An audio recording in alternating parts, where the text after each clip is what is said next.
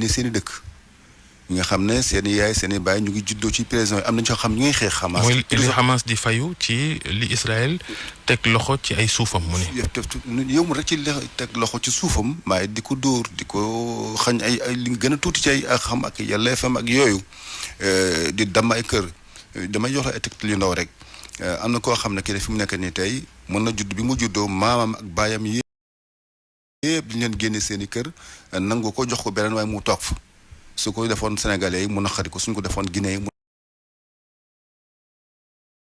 ku àndul wax diw bu dugg ci jumaa ji mënul ne. jumaa ñëpp la donc politique kenn mënu koo bañ.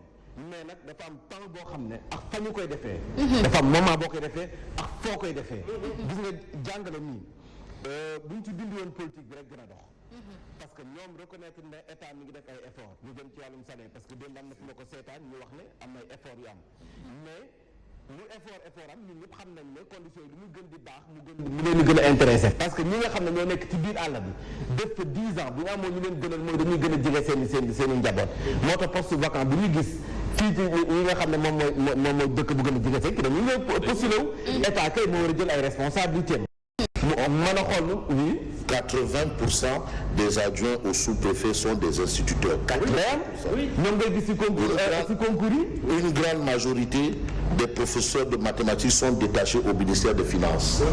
mais loolu moo nekk ci santé bi. Amat Ly. voilà moo nekk même phénomène bi moo nekk ci santé bi ci lañ ko doon wax.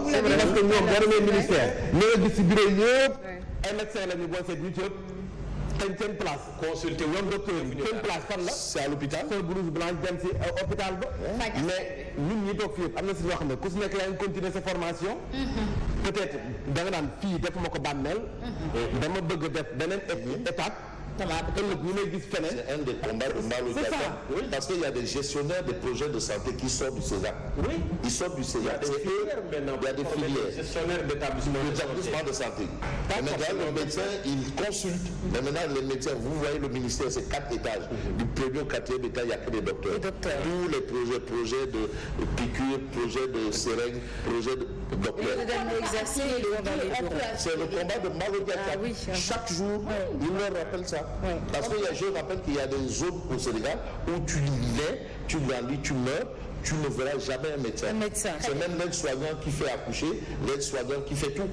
C'est bien dommage. Merci beaucoup. Il est 7h passé de 45 minutes. dama lay bàyyi rek. may doxal Babacar Ba wala Boubacar Ba forum du justiciable ñu koy nuyu bu baax. moom def ñuy teewlu ko jar. Justifiable ba justiciable. Justiciable. man justifiable laa wax. Justiciable ah. Forum du justiciable. Justiciable laa wax. Justifiable. yow yaa justifiable. Forum bu ma induire en erreur waaye. Il a dit juste. J'ai entendu justiciable. Justiciable laa. moom nga wax yow Fabrice. Forum du justiciable. Justiciable nga wax. Justiciable. Non mais tu sais il faut comprendre man j'ai un style journalistique qu'on appelle la satire. C'est-à-dire man ak Odia ñoo bokk muus. La satire donc j'ai pendant. Voilà c'est-à-dire nous on ne traite pas l'information on la maltraite. Assane Diouf voilà def témoignage yu am solo Assane Diouf. léegi xaramatul moom wax fa dëgg. moom fajar bu jot moom. ñun la taamu. ñun buñ paree matinal moom pare na ci télé. ak baax. moo ma defal témoignage boobu. xool bi dara yaa wax dëgg. matinal bu baax bi baax baa ngi nii fii la. Assane Diouf toog na di xorom ci internet bi pendant ay weer musuma xam kan la. wallaahi dëgg ñoo toogoon ndeysaan benn collègue ne ma waaye yow xam nga Assane Diouf man ko ban Assane mu may expliquer man ko noonu mënu nekk xoolal ma fexe dugg rek YouTube bi rek xool waaye gis nga premier ba ma dégg boobu laa ko gën a suivre man. léegi maintenant il nous suit donc il apprend. mi ngi ci ñun. moo seet sama xarit bi. waaw parce que tamit anniversaire am tey la moom it. joyeux anniversaire. moo seet te mu war a taxaw moom it ñu war ko àtte je pense suba. ah ndeysaan. mooy sunu doyen waaw mooy porte parole bi ñu koy war ko taxaw nag war ko àtte defe naa suba la wax mais ñu lay ñaanal lañ teg sa kaw ñu teggi ko wax jàmm ak salaam nga mën a delluwaat sa njaboot. loolu moo am sax. lu mën a nekk la. day ñibbi këram. waaw am na ñu nekk tam Tamba xaw ma Kaolack su ma juumul ñu ma woo nee nañ yàgg nañ fa duñ leen fa jàppee ci manifestation yi ba léegi xam nga rek expliqué mais bon yàlla baax na nañ fexe ñaan yàlla dañ la ndeysaan ci média bi samay nit la ñun samay nit la boole ci Oustaz Assane Seck. Oustaz Assane Seck suñu nit jël Oustaz Assane Seck ñun foofu place am du sëgi xotaan dañ ñu ko andil ci rajo beex télé bi ndax gaa ñi di ko dégg ay te tey kat moo yëg ci kaw turbine bi tey waa Benno Bokk Yaakaar ñoo yëg ci kaw tribune bi ndax bukki ba mat waa Benno Bokk Yaakaar ci Dakar matt leen ca Kaolack matt leen sa Tëngéej en tout cas moo leen matt sa Matam sa Tëngéej Tëngéej te matt na de Tëngéej du ministre bi wootewul beneen ministre bi toog bu ko teree ñëw Tëngéej boobu PS ñaari PS ñu wax. daa am ngant. ñaari Tëngéej moom politique bi mu ne ñaari PS ñaari APR ñaari Benno. ñu waa Tëngéej tendance moo ñu neex ñaari parti ñaari Benno c'est ñaaru technique yooyu nekkaay ne kon lancement campagne parrainage boobee nga xam ne moom lañ doon woote sa Matam waa Benno Bokk Yaakaar wutum signature ani lan moo si yoonu gazé jàmm benn ni wax ma la gazé déedéet gazé les démons de la violence parrainent Benno la coalition dans l'effervescence donc d'une campagne électorale divisée dans le nord foofee sa Matam nga xam ne ñëpp dañoo jàppoon ne Benno Bokk Yaakaar daf koo téye ci loxo. waaye ndekete yow téye gi nag benn loxo téye du ko de. nga ne. fu mu nekk am na beneen loxo bu xëcc ci téye. waaw ndax ñoom ba ñu wootee ñoom leader yi responsable yi woote. loxo yi dañu xëccoo téye. waaw fu mu nekk benn bi ko téye woon am na beneen bu téye ci wet bi ne ko yow du yow rek dañ koy xëccoo fu mu nekk Benno Bokk Yaakaar am na ñeneen ñi nga xam ne dañoo jékki-jékki rek ñëw fa. ndeysaan ci ndaje ma. kenn identifié leen nag. tas ndaje ma. ndaje ma fa ñu ko dooree woon xalaat na fi ñu mujj. déclaration ba de sa hôtel la ñu ko defee. ca mbedd ma la ñu wootee waaye ña nga jéexalee ca hôtel ba. ngir mën a def seen déclaration. mais ñu leen jàpp bu ñu leen jàmm ci mbedd mi day dem ut foo laaxatu. mën a wax di fondu rek.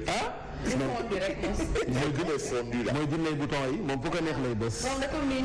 Benno Bokk Yaakaar coow laa nga fa jamono doojee condamnation jëmale ci Mame Mbaye Niang ci Ousmane Sonko.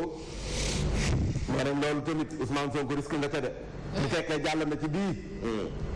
Mame Mbaye Niang mi ngi toog di xaar de candidature am leeragul de du samay kàddu de yéen a kaay bee ko wax.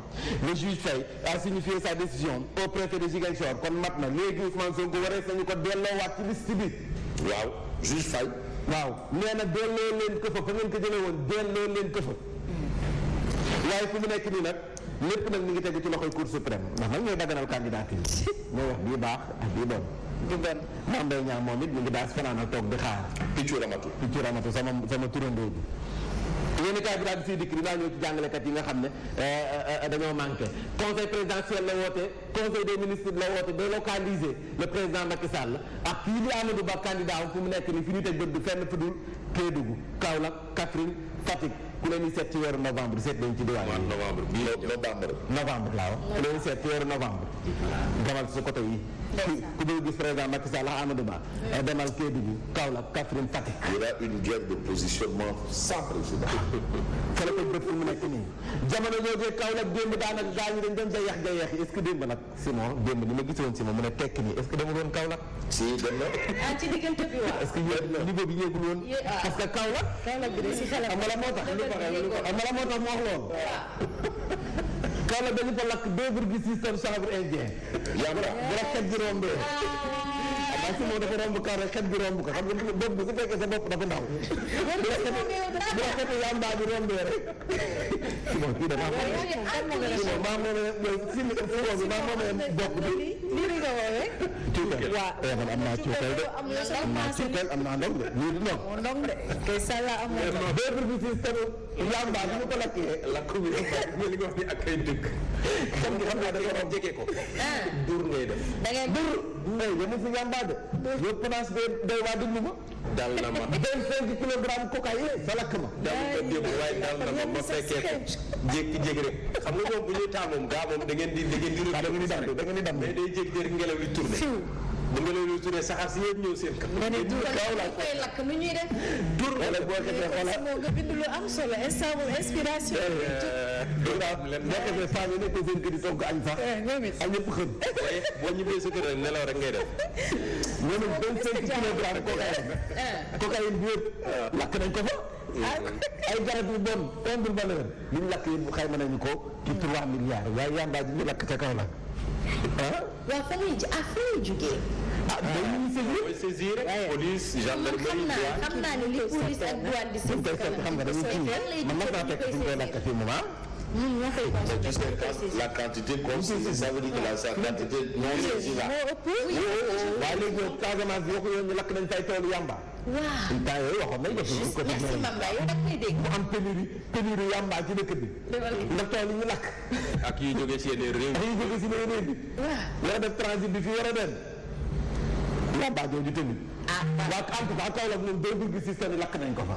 lakk nañ fa tonne 25 kilogrammes de cocaïne tamit lakk nañ ko fa.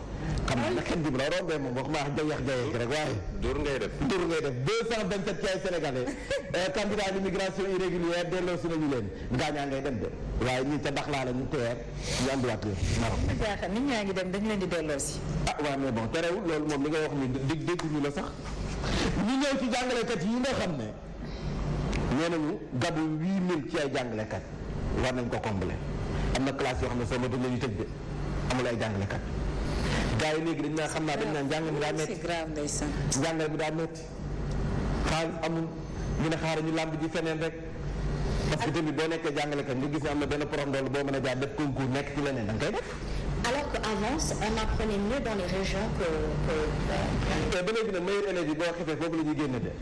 C'est bizarre. baccalauréat am na benn xale bu jigéen bu ma Les ci. meilleurs élèves sont viennent defe naa de l'intérieur. moo Dans les abris provisoires parfois. RTS laa gis ñu def ko portrait foofu la ci village yi la. Louga. xaw ma Louga la xaw ma. seetaan naa Abri provisoire dans un abri provisoire. benn gone gu jigéen. jàng moom am na ñoo xam ne lampe tempête sax la ñuy teg di jaar. Billahi wallahi. amuñu courant. ah ñun ñii ci lañ jaar. waaye ñii nga xam ne ñoo nekk ci lu suñu mag fi yëpp ci la ñuy jaar ñoom itam.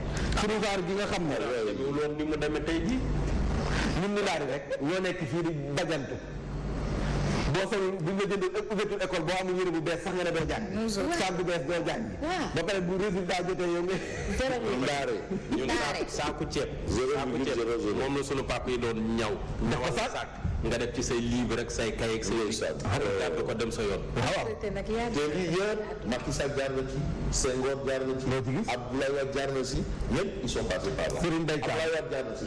Serigne Mbaye Thiam am na lu mu doon def Tëngéej. moom jàng xam nga jàng na Tëngéej. bien sûr jaar na Tëngéej baax da lay wax fu mu doon jóge ak école mu doon jàng ne dafa doon dox. ndeysaan. Serigne Mbaye Thiam man de maa ko fekk mu koy des ngeen tàkku du combattant mu doon jóge te muy dox. non c'est vrai. macha allah. muy mel ni Bougane gi ne bu lay wax moom temps ba muy démarré rajo. Bougane def ma déglu de presse boobu il faut ma am ko ma dégtal leen ko en direct. Bougane temps yi mu nekk Teranga daan jaay dédicace. yooyu Assane Boub nu mu tudd si weer damay Assane Boub. ne ko yàgg naa business nag. tës loolu lañ ko doon toog dañ naan ñu ngi naan tës Bougane da doon jaay dédicace yi waaw donc Bougane dafa ñëw Dakar ci horaire moom mooy di fi horaire. waaw ñun ñëpp ay commentaire la.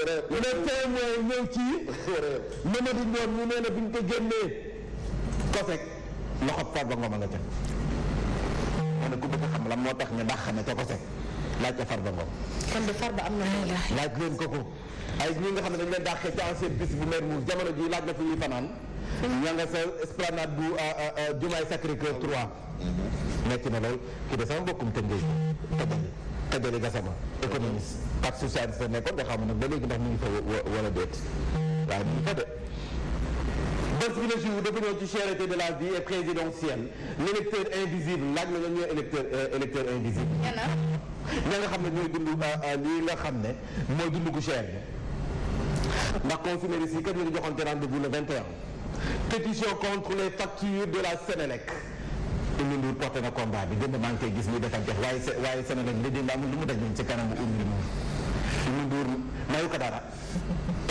ñu ne deetewaay njëgal mburu mi lii rek nag doy na sëkk cakkax jara Amadou Ba mi nga xam ne moo war a ñëw taxaw war see andi ay leeral moom mi war a défendre bilan le président demande à son premier ministre ne ko nag évaluer de façon objective les coûts de l'eau de l'électricité du téléphone et l'internet moo ko wax de jamono joojee nag Mouhamadou Moustapha Diagne imam ratib directeur de la communication c'est ministère de l'éducation tekki na ndombal tànkam moom Mouhamadou Moustapha Diagne. ah oui. ñoom waa Macky 2012 moom léegi waxatul Macky 2012 de bun 2024 lay wax. xam naa bun 2024 googu nag du Macky 2012 à bun 2024. Abdallah 2024. waaw bun 2024 Abdallah moom ci bopp xam naa looloo tax dafa jàpp ne looloo tax ñu tëgal ko mais vous vous rendez compte de Macky à de plus en plus en tout cas ñoo ngi gis ndaw Macky 2012 di ko rejoindre.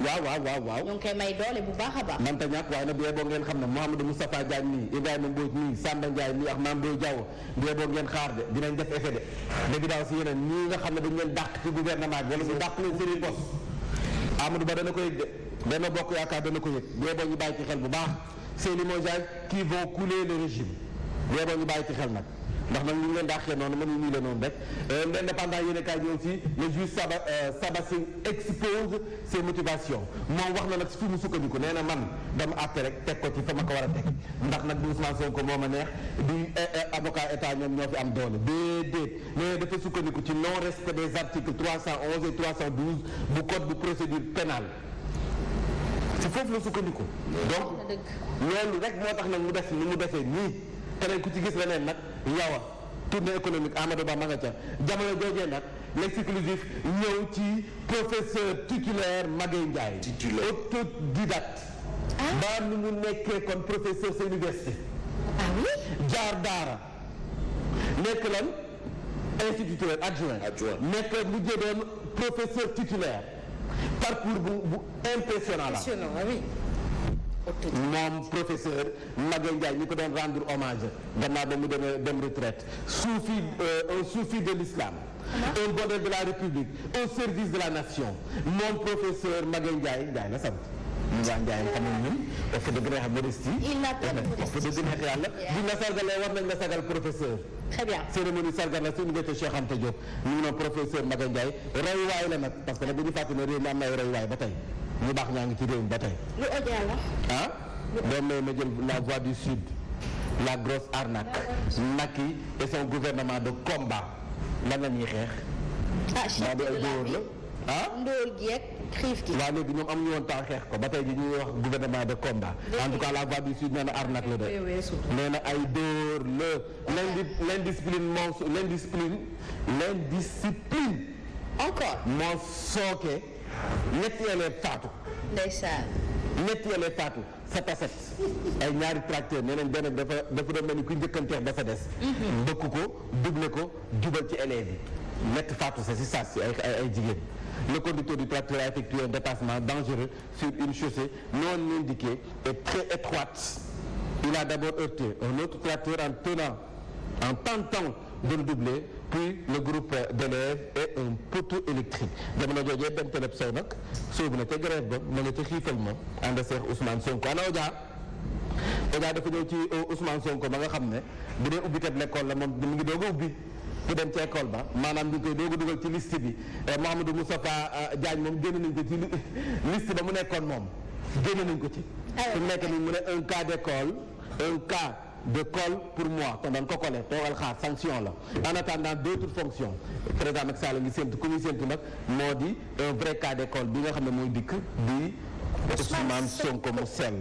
merci beaucoup il est 8h lu gën a fës ci bopp xibaar. wàllum jàng mi sax lay doon ñaaree bés gannaaw ubbi teg l'école ji ñu ne nekkoon jàngalekat yi dañoo manqué boo demee sa Kolda juróomi téeméer ak juróom fukk ci ay jàngalekat ñoo fa manqué ñeenti téeméer ak fukk ak juróom ñaar ca Sédhiou ñoo fa manqué ñaar téeméer ak juróom fukk ak juróom ñett ca Ziguinchor ñoo fa manqué ci ay jàngalekat boo koy xayma juróom-ñetti junni ci ay jàngalekat dañoo manqué ci réew mi ñenn ñi nga xam ne dañu bokk ci njàngale mi di ko doxal daan ci àddu ci bi la jotaay xibaar ay liggéey la yu ñu sumb jëm ci defarum yoon ba dox ci diggante Poste Thiaroye ak Thiaroye Gare mu bokk ci ñeenti projet yi nga xam ne dañu ko tënk ci plan spécial d'aménagement de développement bu Pikine jagleel ko Thiaroye Gare bokk ci commune yu Pikine yi nga xam ne daanaka bénéficié yu ci Promoville nag mooy programme de modernisation des villes daañu waxtaane FMI jëm ci perspective yi ci wàllum koom fii ci réewum Sénégal ñu ne bés la ñu ne nekk